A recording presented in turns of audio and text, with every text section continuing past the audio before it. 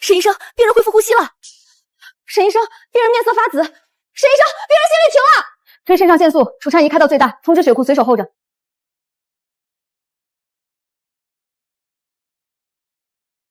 我这是穿越了。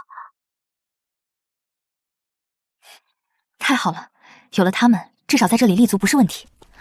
2000斤叶子，死气化了鸭，我说卖就卖了。石文熙，出来赶快跟人走。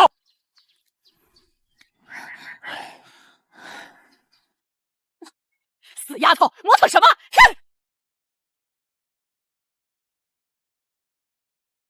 若曦啊，别怪伯父心狠，你爹欠了我家1800两银子，人死了，账不能烂。那是沈家药库的钥匙，里面藏着北境走私来的违禁药材。我告诉你，那定王府的门，你今天进也得进，不进也得进。你要是敢跑，咱们一家子全都得死。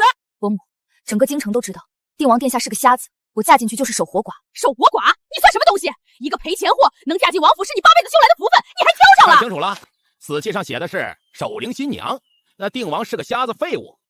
你这副模样，进了王府也是被扔进柴房的料。定王殿下那是天皇贵觏，也不看看你配不配得上。要我说啊，这门亲事就该我去，可人家点名要你，你说你见不见？连面都没露过，人家怎么就盯上你了？冬苗，哼！行了行了，别磨蹭了，花轿在门口等着呢，误了吉时，你担待得起吗？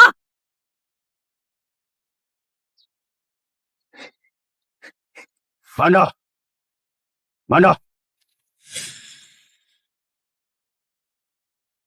沈得意，你少管闲事儿！哥，你跟我说，这亲事是哪家的？定王府的。怎么了？定王殿下瞎了有好多年了，满京城谁不知道？他阴晴不定，前2个送去的王妃都死了，你把他送进去，那不是去享福，那是去送死。嫂子，你摸着良心说。良心？你跟我说良心？你大哥养了他17年，17年，吃我们家的，喝我们家的，连他身上那件衣裳都是我花银子买的。现在让他去王府享福，你倒说我们害他。就是，他亲爹欠了我们那么多银子，要不是我爹大度，早把他卖到窑子里去了。老二，我劝你别管，白纸黑字，死气化鸭。你要是觉得不公平，你替他把这1800两银子的窟窿填上。没有，那就别在这儿充好人了。送他上轿。沈德厚，你是不是人？你是不是人？若曦是你侄女，是个活生生的人，你竟然送她去送死，你疯了！若曦丫头，我对不起你啊，我对不起大哥，我不能眼睁睁看你去送死。但是叔叔没用，我没有钱，叔叔没用。没事的，叔叔，我嫁去王府，能吃饱穿暖，能过上好日子的，您别担心了。叔，您老人家一定要保重，您放心，王爷不会亏待我的。3天之后，舌头会开始发麻；7天之后，他连一句完整的话都说不出来。慢性失心散，无色无味，发作时像中风。这是我给他的第1份礼。哭什么哭？嫁人是好事儿，再哭我撕了你的嘴！娘，你别骂了。闭嘴！哥，你会后悔的。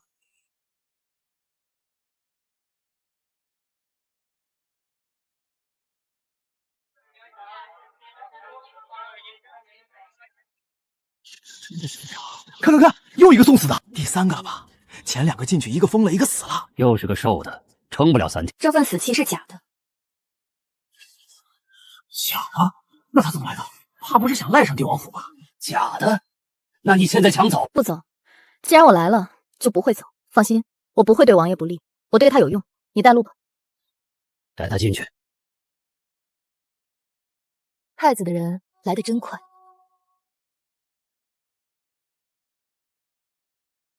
第3个了。前2个新娘，一个是太后的眼线，一个是太子的毒妇。你是谁派来的？没人派我来，我是被2000斤叶子卖来的。你身上没有幽冥反印的味道。因为我不是来杀你的。那你来做什么？治你的眼睛。治好了，你要什么？活着，站着，睁着眼睛，站到太子面前去。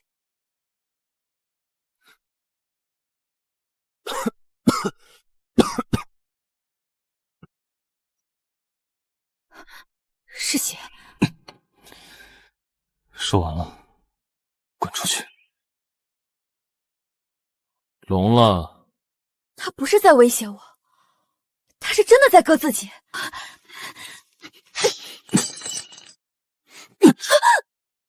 找死！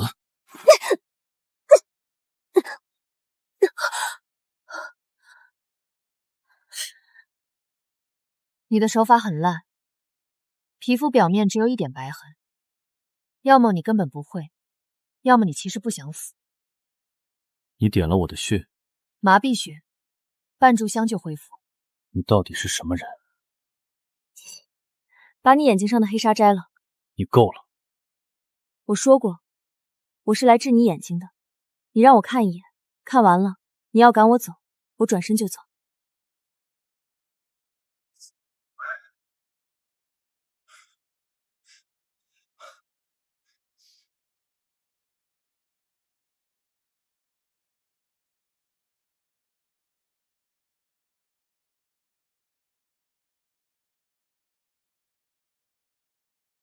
谁给你扎的针？你看出来了。7根玄冰神针，从眶上裂孔入肚，封住视传和外侧吸眸体，手法极精，全天下能做到这一步的人不超过3个。太医院院守周鹤年3年前奉旨为我治眼疾。奉谁的旨？针能取。你说什么？我说针能取。玄冰神针的材质特殊，遇热会软化，我有办法让针体升温到可以拔出的程度，同时不损伤视神经。你要是敢骗我，3个月，给我3个月，还你一双眼睛。条件：第一，我要定王府的管家权，府里所有人的吃穿用度经我的手。第二，治疗期间，任何人不得进入我的院子，包括……如果3个月后我的眼睛没有复明，那你再杀我不迟。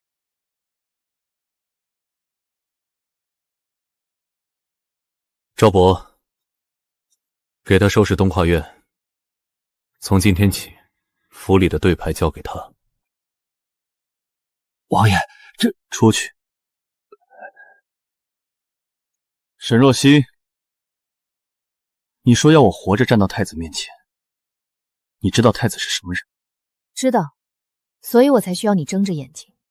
瞎子杀人不够痛快。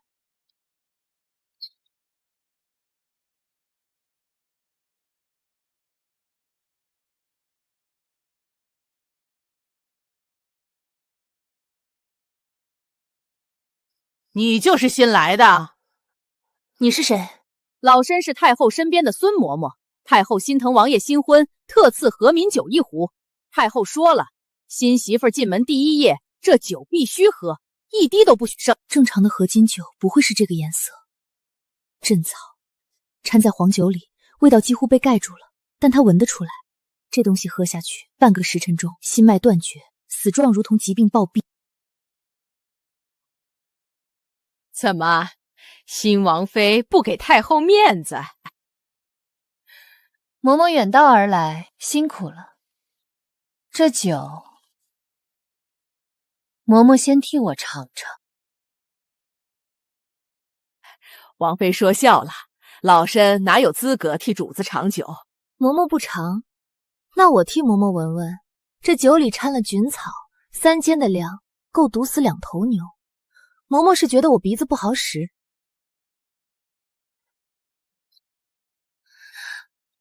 王妃怕是多心了，这是太后赏的。太后赏的，好。明天一早我亲自去长乐宫谢恩，把这壶酒原封不动端回去，当着太后的面喝。嬷嬷觉得太后敢不敢看我喝？嬷嬷还带了人，老身劝王妃一句，这定王府上上下下300口人，有一个算一个，全是太后的人。王妃识趣的话，把这酒喝了，老身回去复命，大家脸上都好看。300口人，王爷半炷香前亲口下的令，府里一切事务归我管。嬷嬷是太后的人，不是定王府的人。今晚之前带你的丫鬟从哪儿来，滚回哪儿去。你说什么？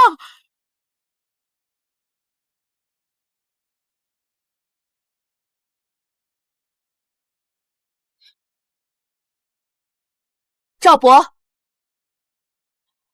王妃有何吩咐？把府里所有管事的叫到前厅。现在，赵管家，你听谁的？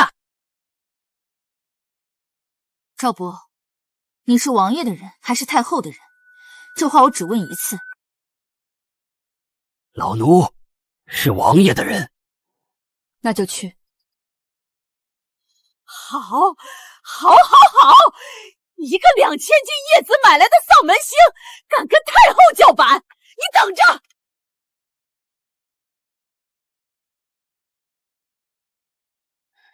这是张管事，管府里采买和库房。张管事，你管采买多久了？哼，回王妃的话，小的管了7年了。王爷还没出事那会儿，就是小的管。7年？那库房的账册拿来我看看。王妃刚进门就要查账，这规矩小的可没听说过。张管事，王妃有令牌在手，对牌是对牌，查账是查账。这库房的钥匙在我手上，没有王爷亲口吩咐，谁来了都不好使。行，不给看账册，那我问你一件事。这是我刚才在东跨院柴房里翻出来的官窑青花居瓷底挂，这东西是今年进贡大内的贡品，宫里一共就烧了12件。我的问题是，它怎么会碎在定王府的柴房里？我来之前查过，太后每年拨到定王府的用度里有4件官窑器，今年的4件，账上写的是运输途中损毁，可这块碎瓷片上没有磕碰痕迹，断口整齐，是被人故意砸碎的，砸碎了扔柴房，再报一笔损耗。张管事，这一件钧瓷在外面值多少银子？王妃，这是下面人不小心。不小心。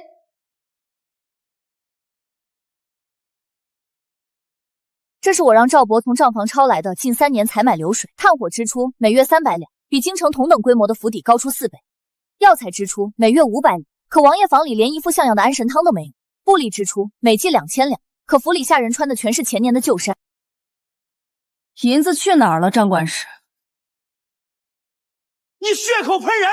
你一个刚进门的，你有什么资格查我的账？这府里的事你懂什么？在场的人里，有没有人知道张管事在城南胭脂巷置了一处3进的宅子？你抬头。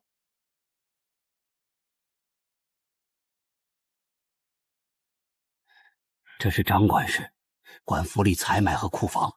张管事，你管采买多久了？哼，回王妃的话，小的管了7年了。王爷还没出事那会儿，就是小的管。7年？那库房的账册拿来我看看。王妃刚进门就要查账，这规矩小的可没听说过。张管事，王妃有令牌在手。对牌是对牌，查账是查账。这库房的钥匙在我手上，没有王爷亲口吩咐，谁来了都不好使。行，不给看账册，那我问你一件事。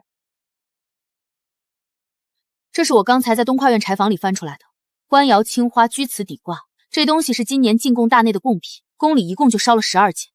我的问题是，它怎么会碎在定王府的柴房里？小的叫流年，关马房的。你知道？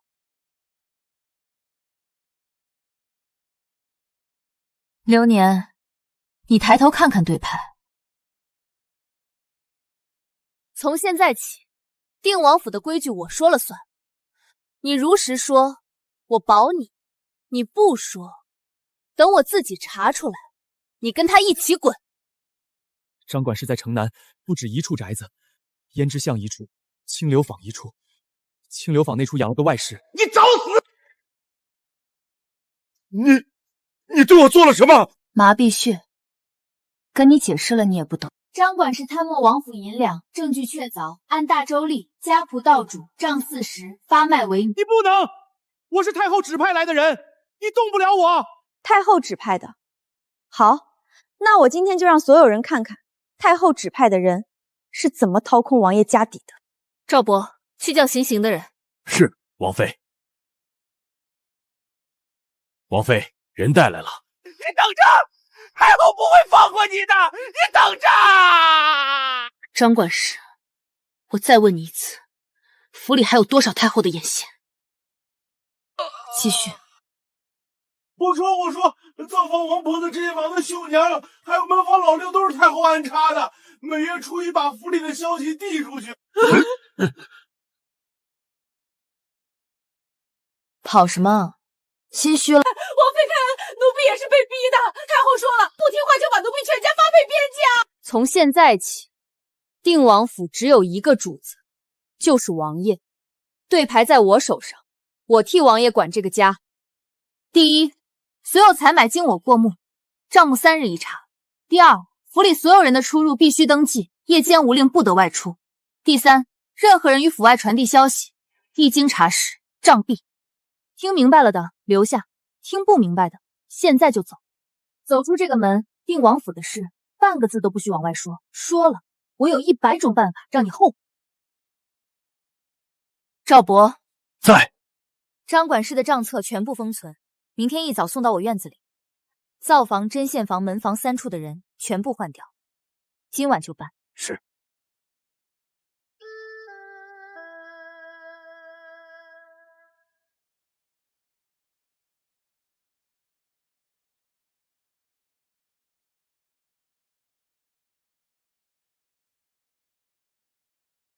萧诀，你既然在听，应该听清楚了。你这府里烂透了，不是我帮你清，你连死都死不明白。王爷，这位新王妃，他刚才对影卫说了什么？什么影卫？王爷，王妃在离开前厅时说了一句话。什么话？她说告诉你们主子，要杀太后的人不止他一个，想合作就拿出诚意来。有意思。王妃，您这是？今天起，我不是王妃，我是济世堂新来的坐堂大夫，姓沈，没名字。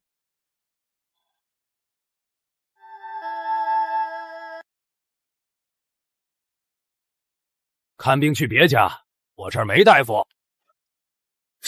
这东西怎么在你手上？800两，3年利滚利，现在是1400。周掌柜，你是想还钱，还是想把这铺子抵了？别，大爷，您高抬贵手，小的上有老下有小。我不要你的铺子，我要一张桌子，一把椅子，坐你这儿看诊，你照常开门。我的诊金3、7分，你3我7。就这样？就这样。另外，谁来看过病，什么身份，住哪儿，你给我记清楚。是，您放心。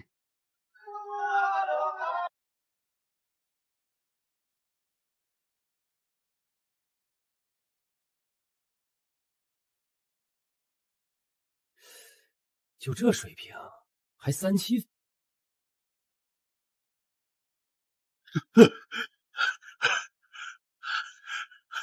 大夫呢？你这儿有没有大夫？有，里面。就你，把人放下。放。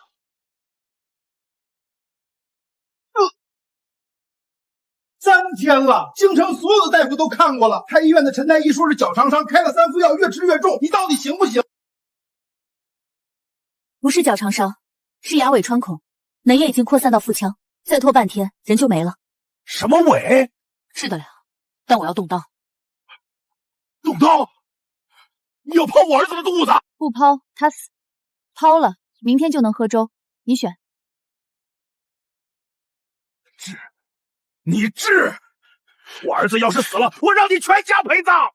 你叫什么？陆丰年，京城飓风号的东家，你不认识我？周掌柜，把门关上，所有人退出去，留一个小厮帮忙递东西。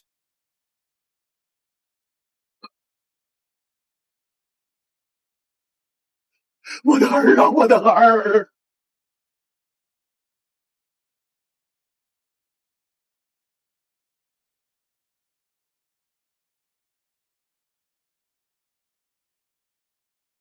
过来，按住他的肩膀，别让他动。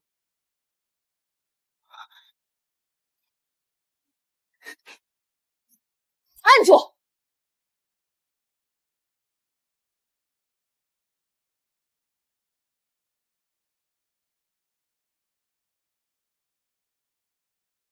进来吧。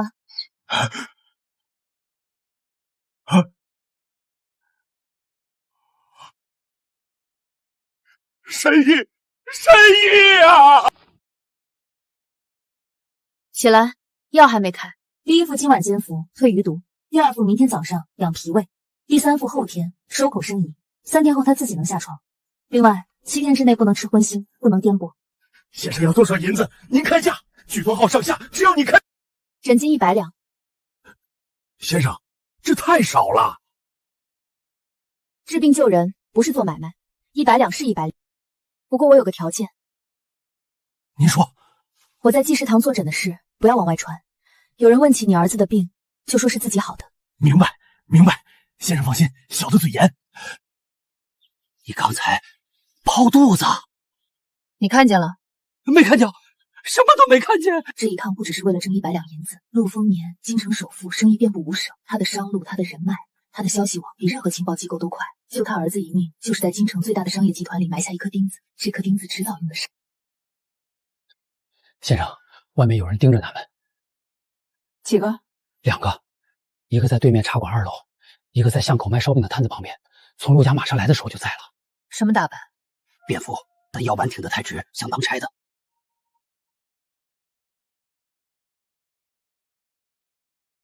太子的人手法粗糙，像是临时派来，不是老手。周掌柜，你后门通哪儿？通崇安街后面的柳巷，出去左拐就是城隍庙。好，你现在出前门，往东走，走到十字路口，拐进第一家布庄，在布庄里带一炷香，然后从布庄后门出来回家。啊？为什么？他们盯的是这间铺子，你从前门出去，他们至少会分一个人跟你，跟你的那个会发现你只是个掌柜，不值得盯，剩下那个会继续守着前门等我出来。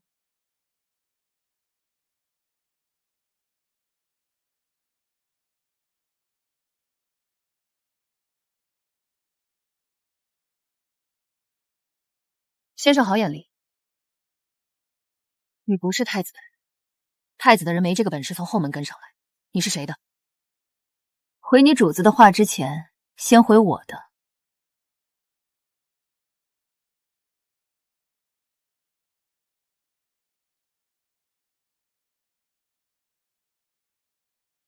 萧爵让你跟着我，跟了一整天。那茶馆和巷口那2个人，你查清了？太子东宫的外围探子，隶属司文曹。今天一共来了3个，第3个在城隍庙门口。3个？先生进济世堂之前就到了，不是今天才盯上的，是盯着济世堂这条街。太子在崇安街一带布了6个暗桩，济世堂对面的茶馆是其中一个联络点。你叫什么？属下阿渊。阿渊，那3个探子现在的位置你都清楚？清楚，不除掉。杀了这3个，太子明天再派6个。打草惊蛇不如顺藤摸瓜，我要的是他们背后的那条线。属下明白。还有一件事，回去告诉萧爵，以后要派人跟我，提前说一声，下次再这么悄不声息的跟着我的银针不长眼睛。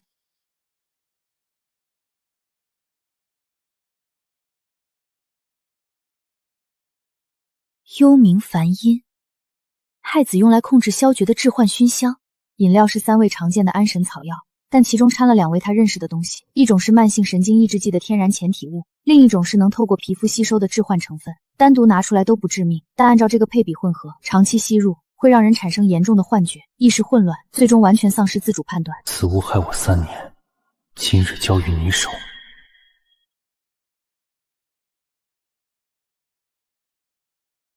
萧爵，你这个人还真是有意思。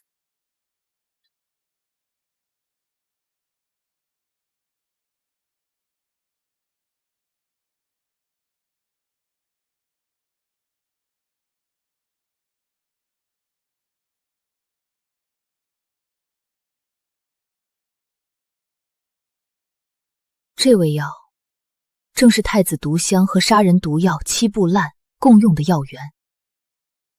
顺藤摸瓜，他要找到这根藤的根。我从萧爵手中拿到了配方，却意外发现了另一个关键线索。阿渊传来消息，太子要灭口最后一个知情人，前东宫死士阿战，我必须赶在他前面。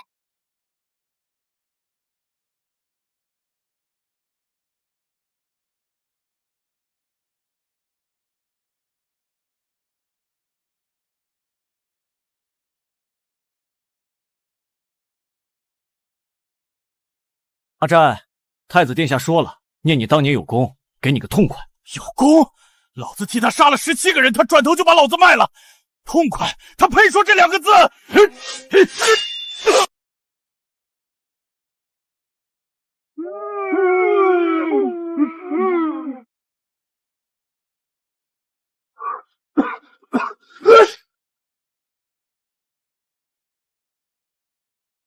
要活还是要死？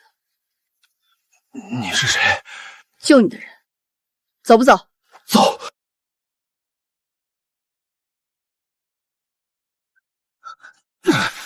不行了，你走，他们会追上来。闭嘴！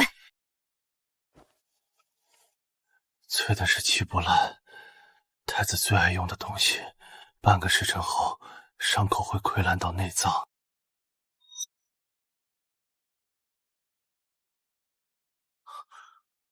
这是什么？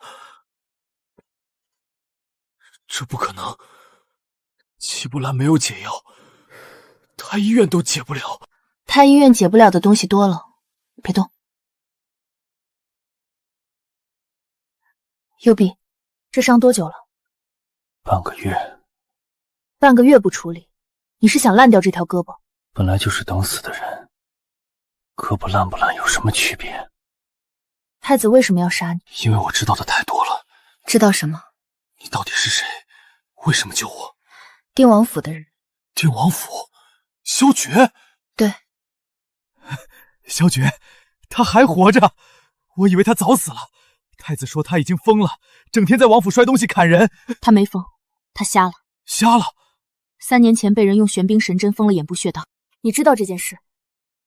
阿占，我刚才救了你一条命，解了你身上2处致命伤，你现在可以什么都不说，自己走。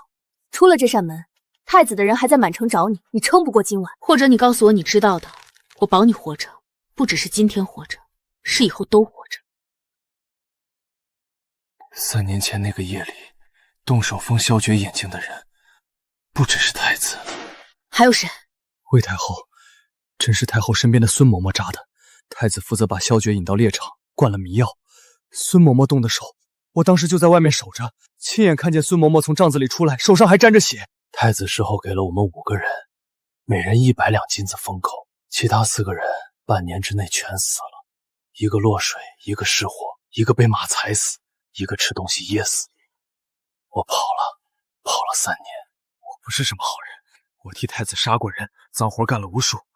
但那天晚上萧诀被抬出来的时候，眼睛里全是血，一声都没吭。我做了3年的噩梦。你愿意把这些话当着萧诀的面再说一遍吗？你要我做什么？给定王府效力。你知道的这些东西是能要太子命的刀，但这把刀什么时候出鞘，怎么出，听我的。阿占这条命从今天起是你的。不是我的，是你自己的。我只是让你有机会活着用它。回来了。人带回来了，肋下中刀，凑了7步烂，已经处理好了。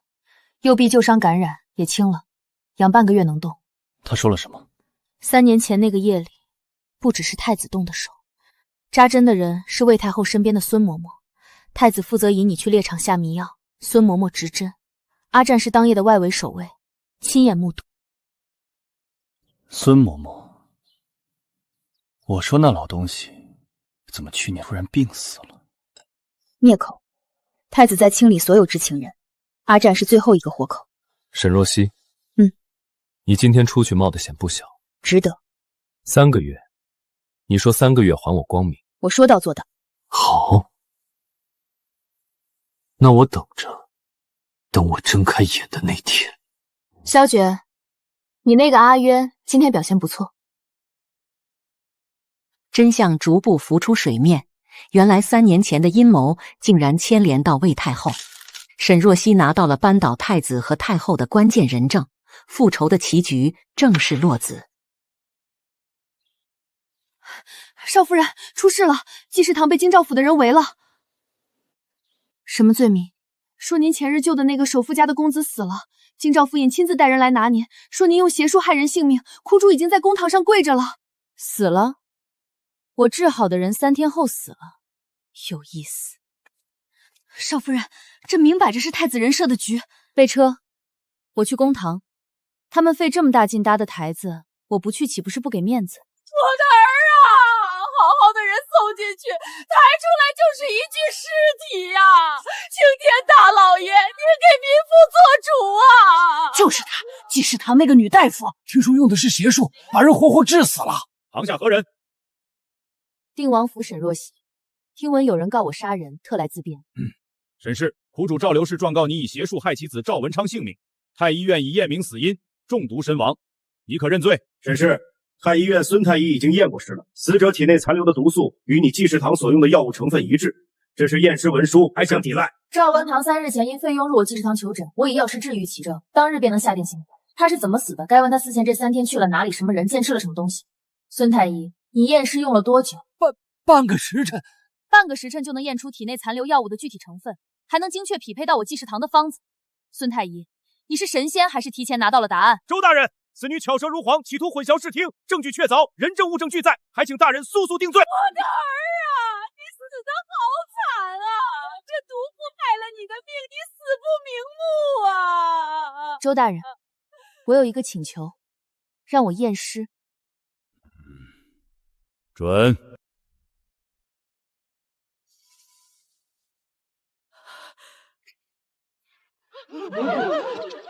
周大人，这个人没死。一派胡言！太医院已经验明，活了，死人活了。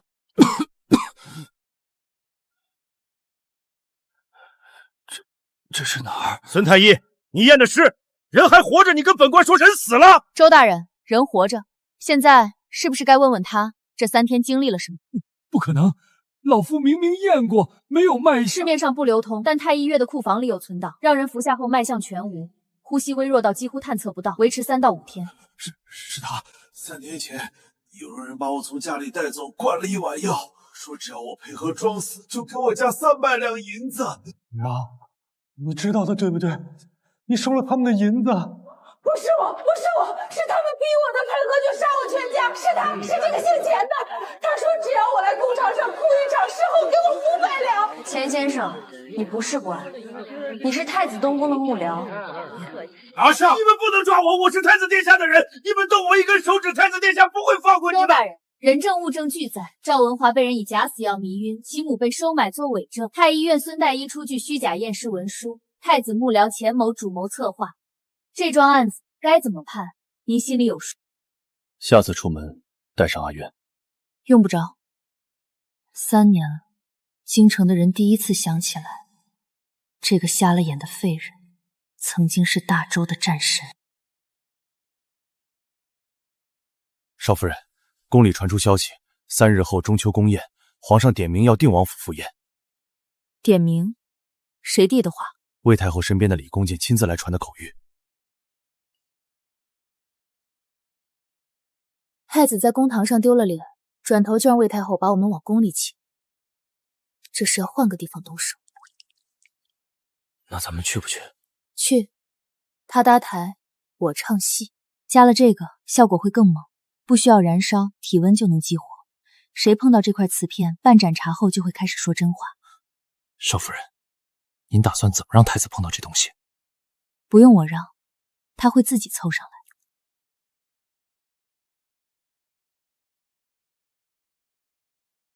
你要做什么，我不拦你，但有一条，别把自己搭进去。王爷放心，我惜命的很。沈少夫人，太子殿下请您移步听雨轩，说有要事相商。要事？什么要事需要在宫宴上单独找我商量？殿下说了，是关于公堂上那桩案子的后续，想跟少夫人当面解释清楚，免得伤了2家和气。弟妹来了。太子殿下有话有直说，宫宴快开始了。弟妹这么急，本宫好不容易找个机会跟你说说话。公堂上的事儿是底下人办事不力，跟本宫没有关系。本宫今天请你来，是想赔个不是。说实话，本宫第一次见你的时候就觉得老九那个瞎子配不上我。太子殿下自重，我是定王妃，不是殿下能碰的人。定王妃，你嫁的是个废人，她连自己的眼睛都保不住，还能保你到几时？弟妹，识时务者为俊杰。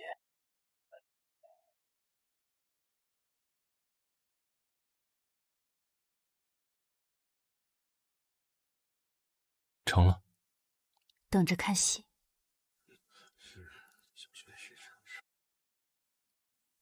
大哥，你脸色不太好。没事，热的。轩儿，过来给母后敬杯酒。好孩子。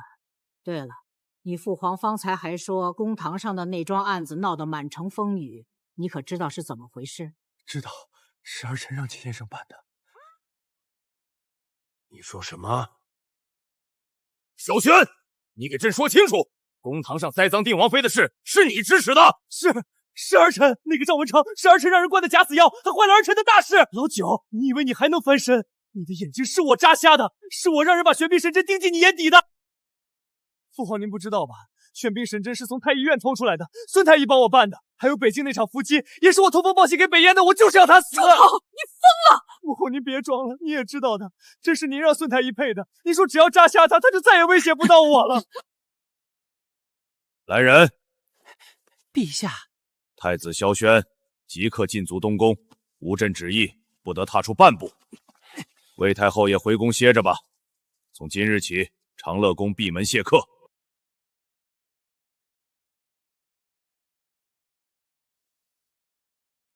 老九，朕亏欠你。父皇不必自责，儿臣的眼睛会好的。那东西对身体有没有后遗症？没有，药效过了他就恢复正常。但他今天说的每一个字，满朝文武都听见了，覆水难收。3年了，我等这一天等了3年。沈若曦，等我的眼睛好了，第一个要看的人是你。那王爷可得配合治日，太子被禁足，魏太后被软禁，别在半夜拔我的针。下人萧绝的眼睛，玄冰神针还有3根没取出来，时间不多了。少夫人，王府出事了，魏太后的人至少30个黑衣死士从后墙翻进来的，府里的护卫已经顶上了，但撑不了多久。尹卫呢？尹卫在前院拦着，但对方有高手，至少3个1品境的杀手。王爷，今晚必须把最后3根针取出来。现在？就是现在。魏太后今晚派人来，不是为了杀我，是为了杀你。她知道你的眼睛快好了，她等不了，我们也等不了。好。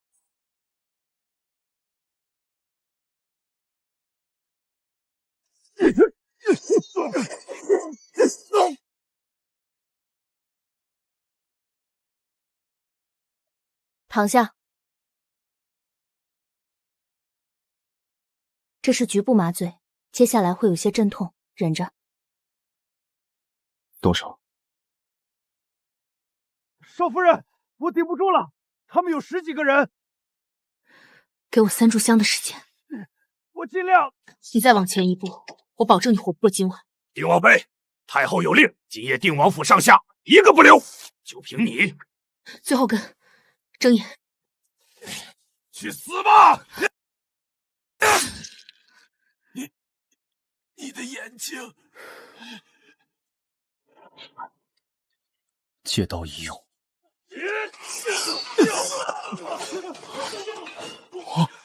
王爷，您。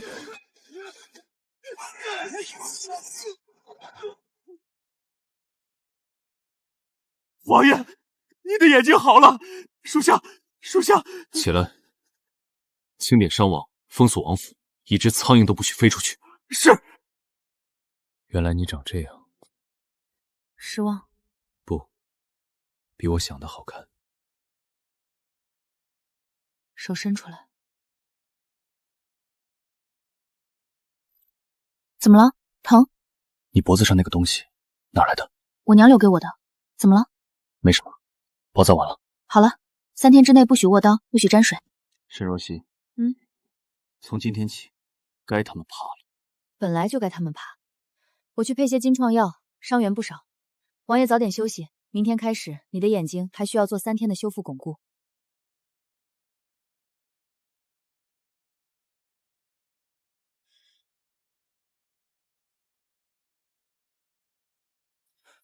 少夫人，宫里来人了。定王妃接旨，皇上口谕，明日辰时宣定王妃入宫觐见。王妃，明儿进宫小心些。今儿下午北燕来了一队使臣，说是来寻亲的。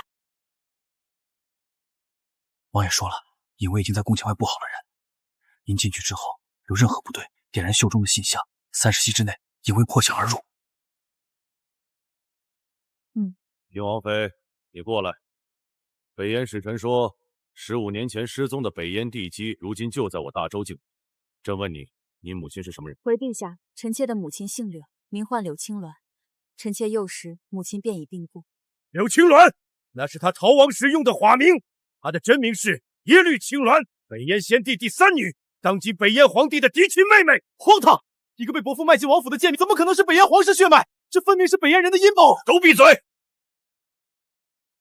依哀家看，不如先将他收押宗人府，查明真相再说。太后娘娘好算计。同学，你带兵闯殿，这是要造反吗？儿臣不敢。儿臣听闻有人要在御前加害王妃，特来护驾。信上写着，沈氏入府即刻辞住，不得留活口。是奴婢送的，太后娘娘吩咐的。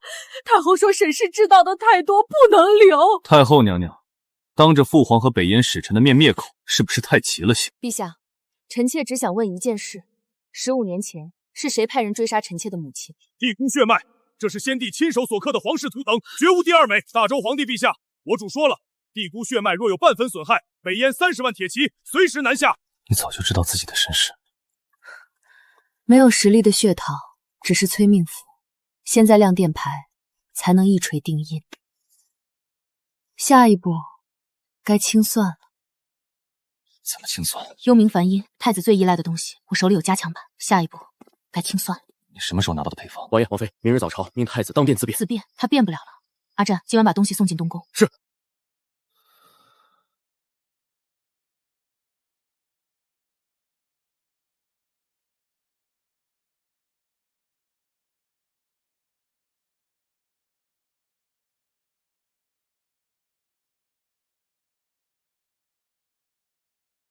今天之后，要么他死，要么我们死。王爷，跟我在一起这么久，什么时候见我输过？宣太子，小轩，你怎么回事？父皇，儿臣头疼。朕问你，昨日北燕使臣当殿认亲，魏太后密信谋害定王妃一事，你知不知情？知情。母后说，沈氏知道太多，15年前的事不能留。太子殿下，15年前什么事？母后大喜，讨好派人追杀，怕他带着密约投奔父皇。传魏太后。太子殿下，萧哲的眼睛是谁弄瞎？说只要老九下了废了，皇位就是我的。先太子萧恒是怎么死？是我在他的药里加了鹤顶红。母后说他挡了我的路。逆子！太优秀了！你杀了你大哥，你杀了恒儿。父皇最疼他，我不杀他，我永远只能当老二。陛下，东宫禁止哗变，周猛来了！父皇，你逼我的！王爷，周猛的300人已经被影卫包围，属下带了800人，正在收网。多久能结束？一炷香。太子殿下，3年前你用幽冥梵音让王爷在御前失仪，被夺了兵权。今天同样的东西让你在御前自报师兄，因果报应，不是不报。第3个问题，当年您把侄女卖进定王府，收了多少钱？2000金叶子。那丫头片子值什么钱？要不是老子把她才能当上皇后，她得谢老子8辈子。你知道那丫头什么德行？从小就不听话，老子打她，她还敢瞪老子。够了。怎么？问完了？来签字吧。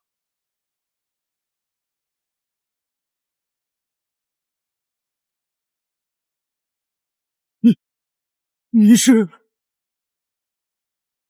看见没？那是定王妃，听说是北燕帝姬的后姨。何止？听说太子魏妃、魏太后被关冷宫，全是她一手操办的。当初谁能想象那个被伯父丫头是我，如今成了是伯父啊！2000金叶子，我卖了2000金叶子，我怎么就？刚才经过街角的时候，你往外看了一眼，看到一只老鼠。王爷，等你坐上那把椅子，我要祭祀堂跟和在全国开分炮。还有呢？还有，以后别叫我王妃了，叫什么？叫名字。若曦。那丫头片子算什么皇后？老子当年2000金叶子就把她卖了，她身上每一两肉都是老子的货。看见没？这就是我侄女，大周皇后北燕长帝姬，她娘留下的东西全在老子手里。想要幽冥梵音的残方，行，1人500金叶子，同走无期。又在整理读物库。第372种解读方案刚录入完毕。朕的皇后，天下第一吗？陛下不去批作账，跑来看我做什么？这个你得亲自看。认识。我伯父当年把你卖进王府那个，2000斤叶子，一口价，连还价都没有。害人去。他手里那半块玉佩是我娘的东西。你确定？我在九真河的数据库里见过完整的图样。北燕皇室暗号玉一共只有2块，一块在我这里，另一块本该随我娘入葬。所以他盗过墓，新配的。试验品，无色无味，沾上皮肤3个时辰后发作，骨骼会像这支笔一样碎成渣。不用派人，你要亲自去？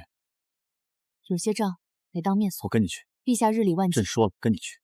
随你。什么时候出发？3天后，以巡视疆土的名义微服出巡。多少人？阿战加1队隐卫，够了。对付一个沈大夫，用得着隐卫？加强版是让人说真话，再改一改。这个版本让人永远活在幻觉里，清醒不了，死不掉。娘娘，北燕边境的详细情报已经送到。手下那些人有多少人心跟无仇是冲着幽冥反应的暴力来的。断了他的钱，人就散了。说钱就散。如果他真的动过我娘的陵墓，属下脉，3日内给娘娘答复。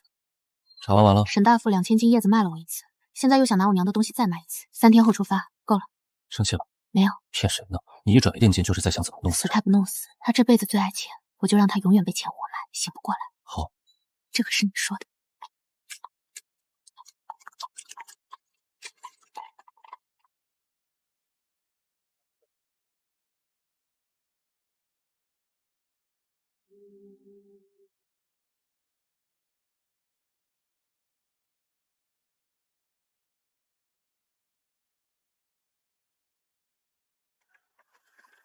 够了。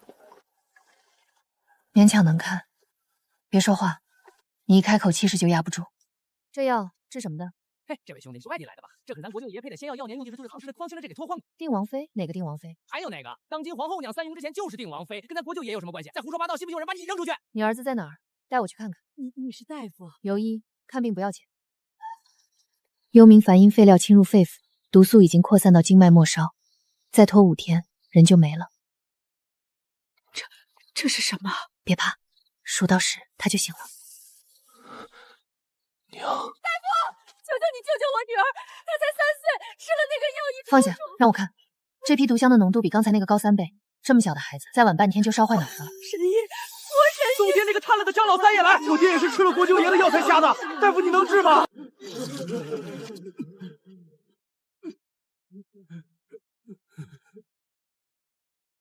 神医万万岁！你那位伯父怕是坐不住了。等着就行。哪位是神医？哪位是神医？国舅爷有请。还能有哪个？当今皇后的亲伯师父沈大夫沈国舅。国舅爷说了，神医要是肯去，赏金100斤叶子。100斤叶子就判金。对，国舅爷出手大方。行，请你。你看，在他眼里，我还降职了。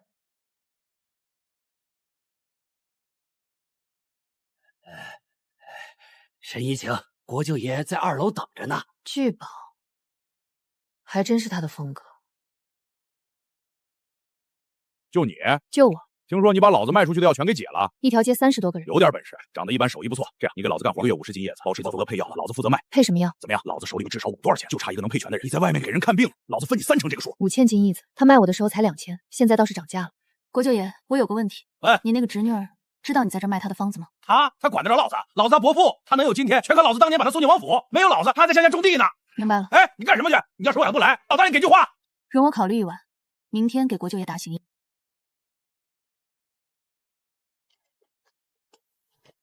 忍得住。他说没有他，我还在乡下种地。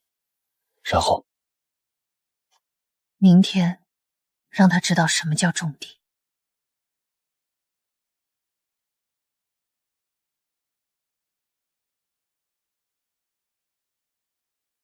不换个行头？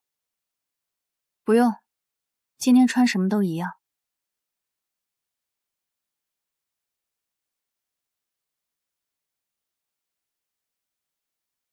神医来了，国舅爷等您一早上了，快请快请。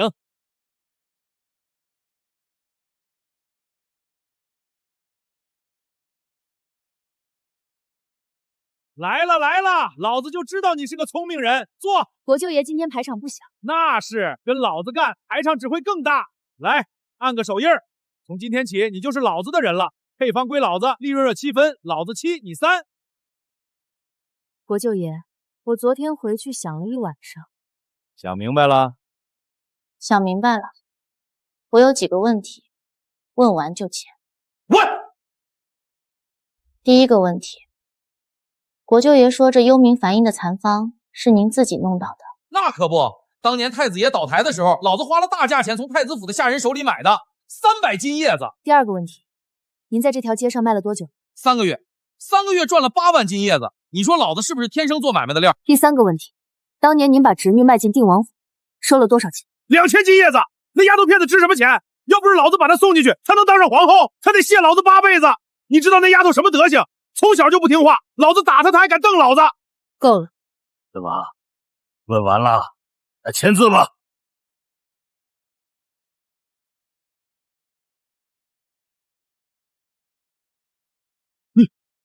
你是？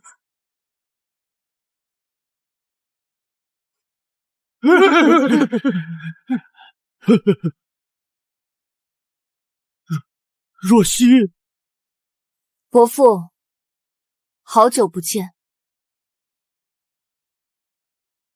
第一个问题，国舅爷说这幽冥反应的残方是您自己弄到的。那可不，当年太子爷倒台的时候，老子花了大价钱从太子府的下人手里买的300斤叶子。第二个问题，您在这条街上卖了多久？3个月，3个月赚了8万斤叶子。你说老子是不是天生做买卖的料？第三个问题，当年您把侄女卖进定王府，收了多少钱？2000斤叶子，那丫头片子值什么钱？要不是老子把她送进去，才能当上皇后，她得谢老子8辈子。你知道那丫头什么德行？从小就不听话，老子打她，她还敢瞪老子。够了，怎么？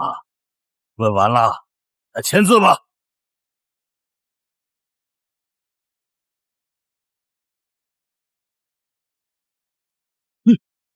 你是？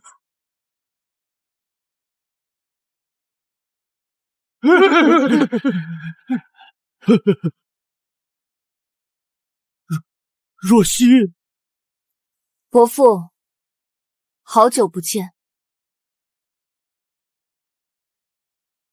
皇后娘娘，娘娘饶命！老臣不是伯父知错了，当年是伯父糊涂，伯父猪油蒙了心，娘娘大人大量，饶伯父一条狗命啊！3七分，你7我3，2000斤叶卖掉的货，现在值多少钱？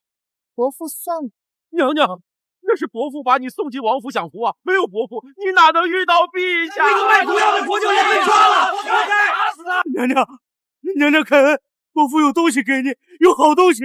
贩卖禁药毒害百姓，冒充皇亲扰乱边境，哪一条都够你死10次。这是你娘的东西，你娘当年在北燕皇宫留下了一个秘密，一个天大的秘密。娘娘饶了伯父的命，伯父就告诉你，你娘在北燕皇陵里藏了东西，富可敌国，只有这半枚玉佩能打开。什么秘密？带走，关起来。死之前我还有用。那半块玉佩是真的。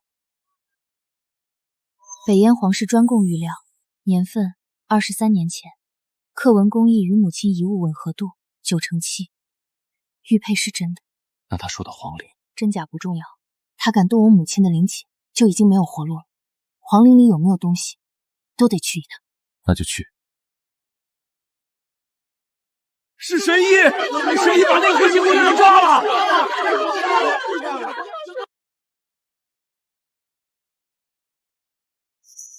娘，你到底在那座皇陵里留了什么？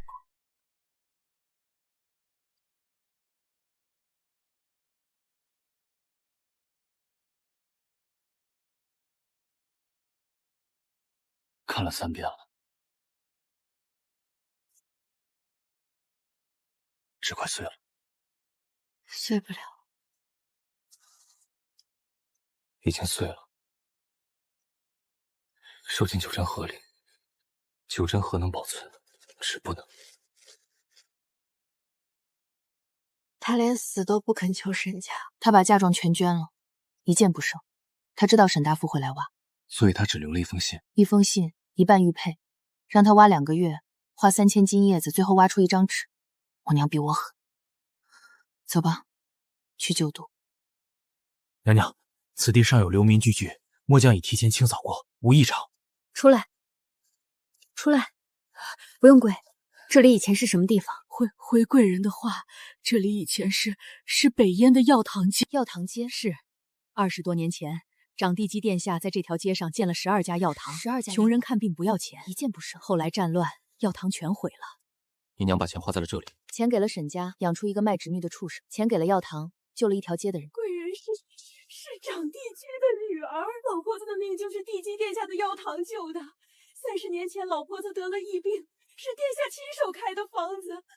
扶他起来。种什么？这条街重建12家药堂，一家不少。是。曼陀罗，我要在这里种东西。无毒，只开花，不结毒果。什么时候准备的？出京之前。你知道我会来这里？你处理完沈大富，一定会来。第一颗，你来。我娘重要救人，沈大富拿药害人，同一种花到了不同人手里，就不是同一种东西。他还在洞里挖金子，挖到死都挖不完。而这条街上会开满花。萧绝，沈若曦这个名字是沈家给的，我娘给我取的名字不叫这个。叫什么？她叫我希儿，但我的全名在信背面。慕容是北燕皇姓。从今天起，沈若曦这个名字只留在大周的文书上。这条街上的药堂，每一间的匾额上刻慕容药堂。沈家的东西到此为止，名字、血脉、恩怨全部清完。慕容熙也好，沈若曦也好，都是朕的皇后。那叫什么？叫夫君。慕容熙的夫君。别得寸进尺。第7层有这个功能，大周1点就不一本书了。什么意思？意思是以后任何一个地方爆发瘟疫，不需要等人传信到京城，九真河能直接锁定疫源，推送解方。这条药堂街就是第一个试点。需要多久？重建药堂，培训医官，铺设九真河网，半年。批了。我还没报预算。不用报，国库随你花。昏君，给皇后花钱，天经地义。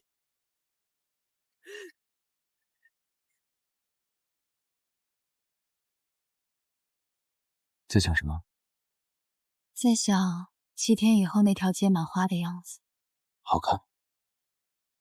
比金子好看。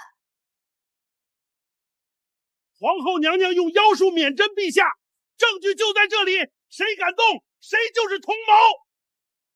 都看见了，这针法，天底下只有一个人会，玄冰神针，皇后的独门绝技。皇后娘娘，臣是依律行事，宗正司有权彻查一切涉及皇室安危。我问你一件事，半个时辰。娘娘请讲。这木偶什么时候挖出来？半个时辰前。你是在怎么在半个时辰内骑赶到现场验明木偶确认针法，还喊出本宫的名字时？荒谬！臣是接到监工刘全的急报。刘全，你什么时候报的信？回娘娘，奴才是刚挖出来就派人去报的。派的谁？小顺子。小顺子人呢？奴才不知道。谁让你来的？陛下，臣职责所在，地基下挖出巫蛊之物，臣不敢不查。这东西谁第一个碰的？回陛下，是工匠张老三最先挖到。张老三在哪儿？带过来。你挖到这东西的时候看见什么？有人挖砖的时候，匣子是开着的，针在动。陛下听见了，针在动，这就是皇后。谁让你说话了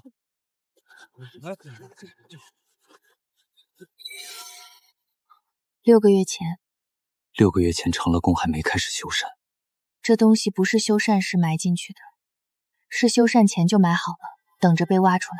所有人退后30步。娘娘，这是要毁灭证据。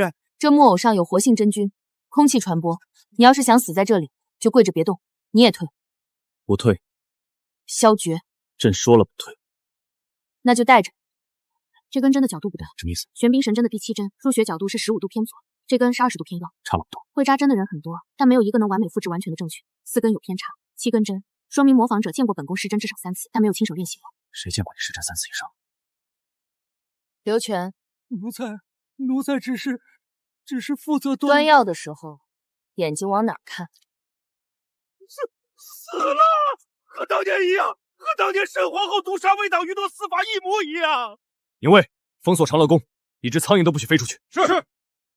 这不是本宫的毒，但死法被复制的分毫不差。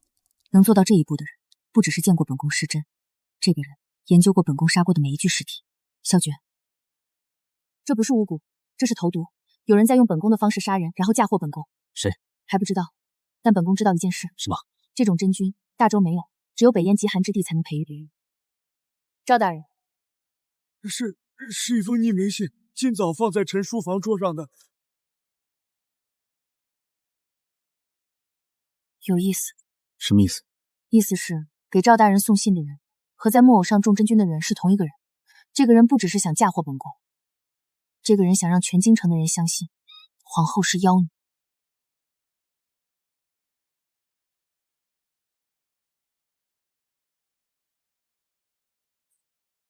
第一步落子。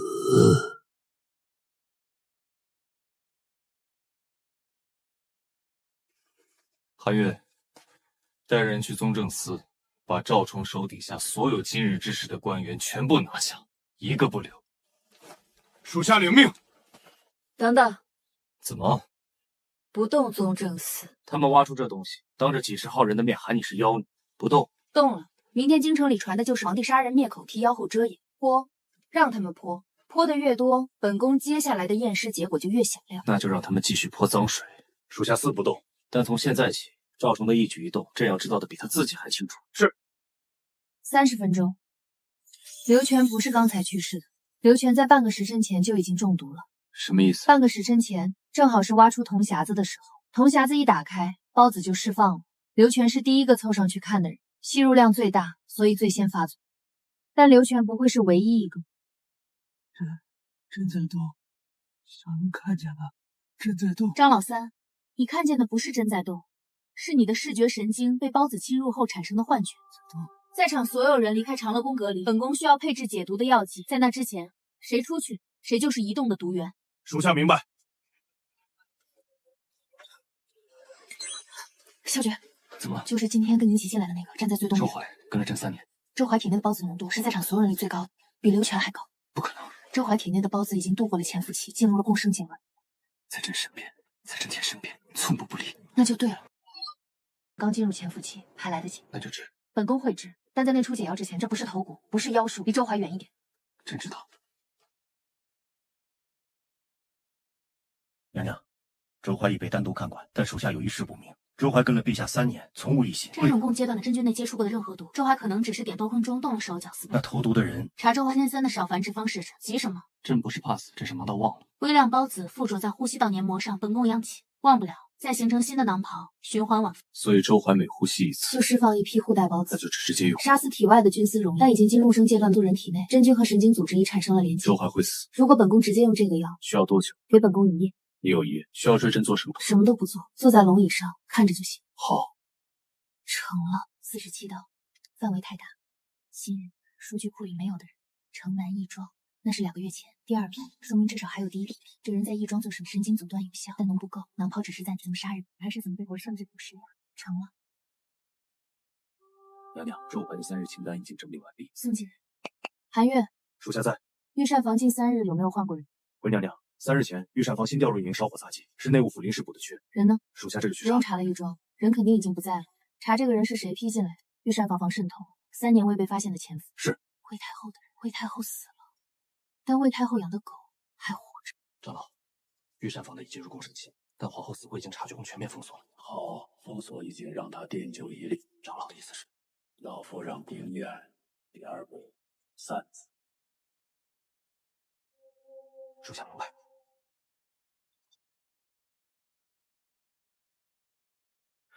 娘娘，内务府的调令查到了，那个烧火杂役是宗正司赵崇的侄子批进来的，人昨夜已经从御膳房后门消失。意料之中。还有一事，今早卯时，宗正司联合礼部太常司向陛下递了折子，说什么？说巫蛊案未明之前，请皇后暂移禁语，以避嫌疑。娘娘，禁语是什么地方？那是关犯了事的妃嫔的。宗正司这是要把娘娘当犯人管。陛下怎么说？陛下当场摔了折子，说谁再提一个字，就把谁扔进禁院。去告诉陛下，不用摔折子，本宫自己办。娘娘，禁院独立院落，四面封墙，只有一个出入口。春桃，去传旨。是娘娘。那是整个皇宫里最适合做无菌隔离实验的地方。娘娘的意思是，本宫需要一个完全封闭的空间来观察这种真菌在不同温度、不同湿度下的传播速率。告诉宗正司，本宫今日午时前的禁言，让赵崇亲自来搜索。娘娘，外头那些人会怎么说？他们会说四面高兴虚了，一道庙铁门，他们以为是牢笼，对本宫来说那是实验室。臣奉旨锁门。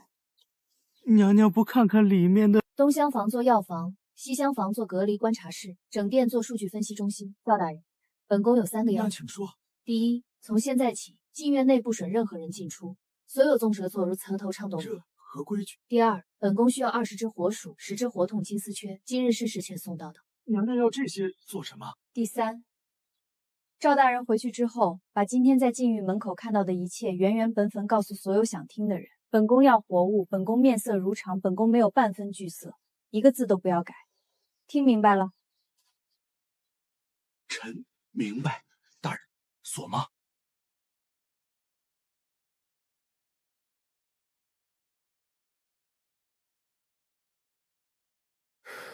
要活物，他要活物干什么？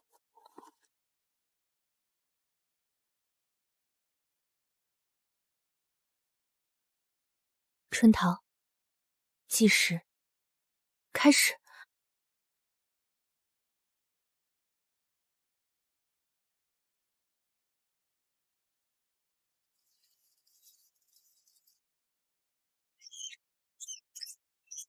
找到了，这种真菌分泌的毒素结构类似于致幻剂，它直接作用于视觉和听觉神经，让户主产生极度真实的幻觉。户主会看到、听到根本不存在的东西。所以张老三说针在动，所以全城百姓会在同一时刻看到天上的鬼影，不是巫蛊，不是妖术，是这种真菌在操控他们的大脑。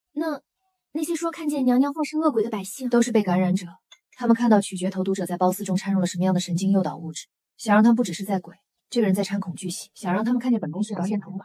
下面一堆真菌的像木磊，都是他的演员。他们以为自己亲眼看见摆在妖后人面前，让他们亲眼看见自己是怎么被骗。娘娘，外面来了好多人。多少人？看不清，黑压压的，有百姓，有穿官服的，还有和尚道士，他们举着牌子。还有呢？还有人在念经，说什么皇后以无辜不知数蛊惑圣心，天降瘟疫以示警，唯有除掉妖妖方能平息天怒。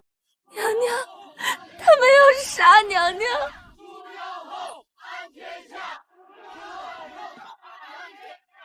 娘娘，人太多了，末将挡不住。宗正司的人说这是万民请愿书，要当面递给娘娘。来了。求皇后自裁，以谢天下。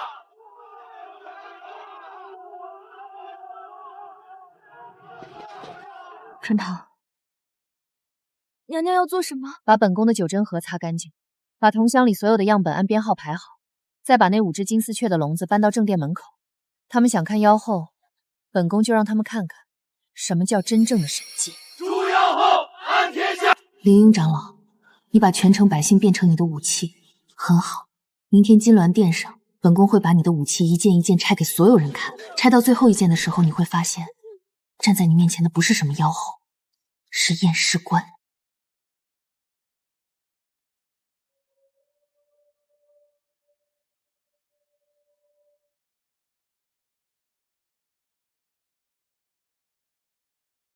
天上，你们看天上！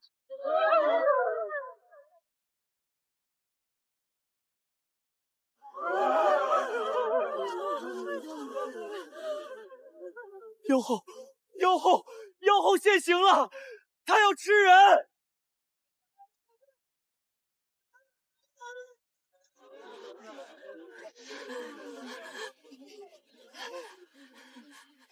饶命！求妖后饶命！孩子是无辜的。看见了吗？全城都看见了。师傅，外面死了人了，有个老头直接从城墙上跳下去了。死几个人算什么？等明天早朝，满朝文武会跪着求皇帝杀了那个女人。到时候萧诀要么杀妻，要么亡国，再加一计，让今晚的幻象持续到天亮，让全城百姓一夜不睡，让他们封恨，恨到骨头里。怕什么？等那女人死了，本座就是大周的国师，你就是国师座下首徒。去。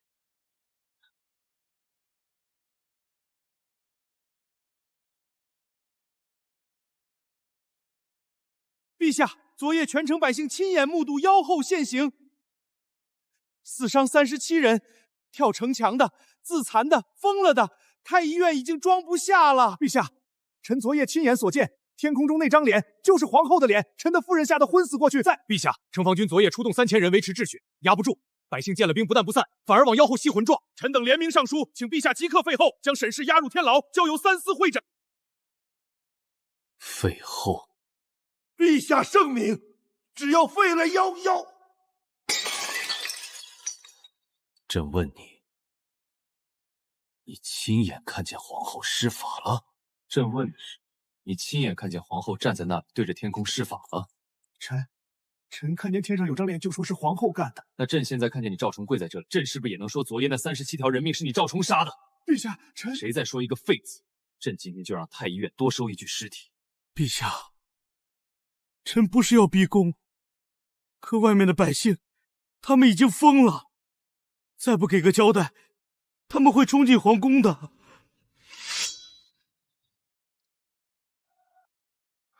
都起来！传朕旨意，明日5时，金銮殿公开会审巫蛊案，皇后亲自到场，百官宗敕京城百姓代表全部到场，让皇后自证清白。朕的意思是让你们所有人亲眼看看自己有多蠢。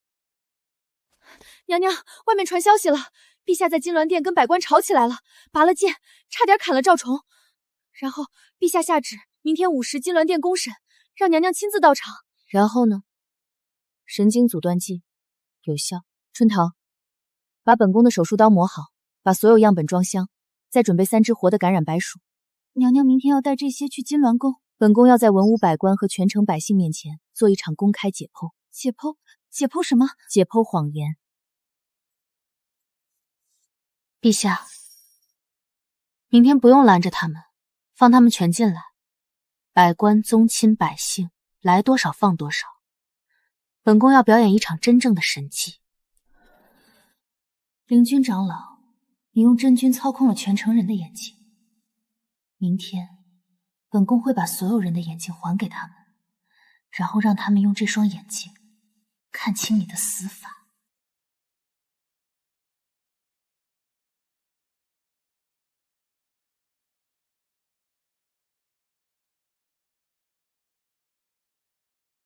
春桃，早点睡，明天有大戏看。赵大人，皇后若真能自证全白，咱们昨日那道连名折子，怕什么？全城百姓亲眼看见的，天上那张脸是假的不成？时辰到了，开门。我男人昨晚把自己眼珠子抠出来一只，就是那妖后害的。还审什么？直接拖出来烧了！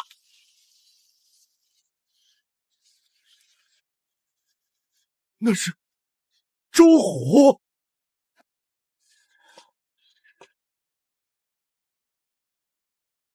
本宫听说诸位要废了本宫。皇后娘娘，臣等并非，臣等只是全城百姓都看见了。看见什么了？本宫的脸在流黑血吗？没有。别听妖后狡辩，我男人的眼珠子还在太医院泡着呢。回禀皇后娘娘陛下，诸位大人，末将3天前在巡逻时突然看见天空裂开，无数鬼手从裂缝中伸出来抓末将，末将当时疯了，把自己的头往墙上撞，撞到昏死过去。周虎，告诉在场所有人，3天前你怎么了？然后呢？皇后娘娘给末将注射了一管药剂，不到10息，末将就清醒了，脑子里那些鬼手裂缝全部消失。感染后未治疗。第2支感染后注射了本宫研制的神经阻断剂。第3支感染后放任不管死亡。那位大嫂，你男人抠掉自己眼珠子的时候，是不是也像这第1只白鼠一样？诸位都说这是巫蛊，说本宫用这东西控制陛下的心智。那本宫今天就当着所有人的面，把这个巫蛊切开，让诸位看看里面到底是什么。九真核，这就是你们看见的鬼。这不是巫蛊，这是一种寄生真菌，产自北炎极寒之地。孢子通过空气传播，吸入人体后寄生在神经系统上，刺激大脑产生幻觉。你们看见天上有本宫的脸，不是因为本宫施了法，是因为你们吸入了这种孢子。孢子让你们的大脑自己编造出了那些画面。这不可能，臣亲眼。神经阻断剂，阻断真菌对神经的刺激，立竿见影。现在，本宫要告诉诸位一件更有趣的事。这种真菌有一个特性，母体和子体之间存在生物信号联系，只要找到母体，就能追踪到所有被感染的子体。母体就在这座金銮殿里。九真核，生物追踪启动。皇后，你血口喷人！徐大人，你身上携带的真菌母体浓度是正常感染者的3倍。冤枉，臣什么都不知道，臣只是一个一个道士，城东祭坛，灰袍，带300人，按皇后给的坐标，一个活口不留。诸位，今日这堂课本宫上完了。这不是巫蛊，这是一种病，病可以治，妖发治不了。本宫不介意再上一堂解剖课，解剖的对象换成活人。臣有罪，臣不该轻信谣言。跑吧，跑得越远越好。本宫的九真河追踪范围覆盖整个大周疆域，你跑到哪里，绿光就亮到哪里。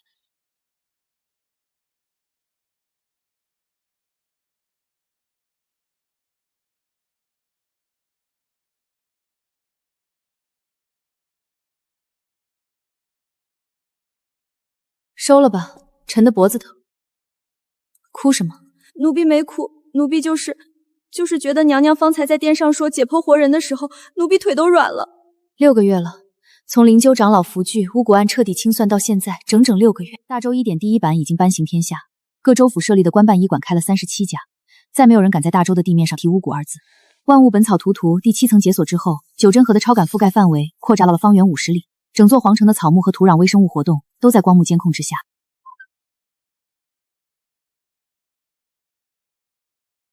殿上收拾完了，赵崇的联名折子，朕让他当场吃了。吃了？嚼碎咽下去的。朕说折子既然写得那么好，不该浪费。累了？不累，就是觉得无聊。这些人翻来覆去就这点花样，真君也好，巫蛊也好，折腾半天，最后还得本宫亲自下场给他们上课。上完课还得哄，哄完还得下，下完还得给台阶下。什么时候能让本宫真正清闲几天？快了。因为汇报，城东祭坛那个回袍道士已经拿下了，林有余孽在京城的最后一条线断了。怎么了？陛下，娘娘，冷宫枯井不止绿雾。周怀、周统领他绿雾，本宫已经看到了。周统领半刻钟前在西廊巡逻，突然倒地，浑身抽搐，嘴里不停喊烧起来了。属下赶到的时候，周统领已经把自己的左臂咬出了血，太医赶来扎了3针压不住。周怀怎么了？属下也不知道。太医说孢子似乎发生了变异，不是残留复发，是有人在外部强行催动。枯井里的东西和周怀体内潜伏的孢子之间存在主锁控制关系，母土发出激活信号，子体就会被远程唤醒。韩月，周怀现在在哪儿？西廊之房，4个侍卫按着，把周怀送到禁院，本宫的人会接手。朕跟你一起去。你去冷宫做什么？添乱。冷宫枯井区域如果真的是极寒真菌母体在活动，空气中的孢子浓度不是你能扛的。你没接种过本宫的抗真菌血清，本宫去就会。冷宫那点东西还不够本宫热手的。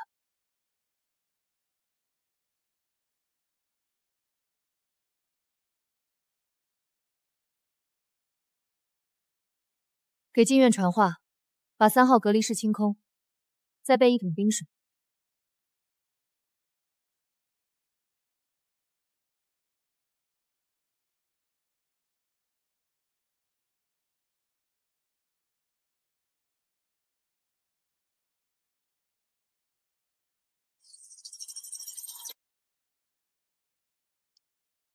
哀家等你等了6个月，沈若曦，你以为赢了？哀家的血已经和这东西长在一起了，哀家死他就炸，整个冷宫的孢子会在1炷香之内覆盖半个皇宫，到时候你的皇帝、你的君、你的文武百官全都会变成疯子，跟哀家一起死吧！卫士，你敢动手，哀家就捏碎他！你方才说的那些话，本宫6个月前就全部推演过。